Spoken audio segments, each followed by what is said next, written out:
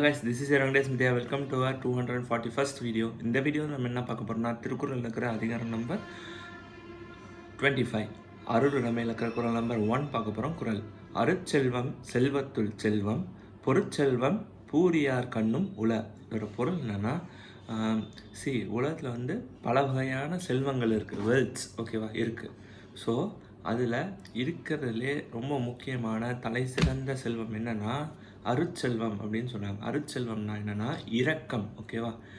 இங்கிலீஷில் கைண்ட்னஸ்ன்னு சொல்லுவோம், ஓகேவா. ஸோ அந்த இரக்க குணம் அதுதான் வந்து மிகப்பெரிய தலை சிறந்த செல்வம் அப்படின்னு திருவள்ளுவர் சொல்கிறார்.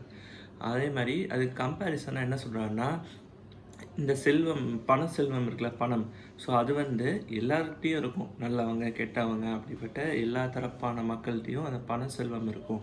ஆனால் இந்த இரக்கம், இந்த அருட்செல்வமான இரக்கம்ங்கிறது ரொம்ப குறிப்பிட்ட மக்கள்கிட்ட தான் இருக்கும். அப்படி இருக்கிறவங்க தான் ரொம்ப தலை சிறந்தவங்க அப்படின்னு திருவள்ளுவர் சொல்கிறாரு. நன்றி.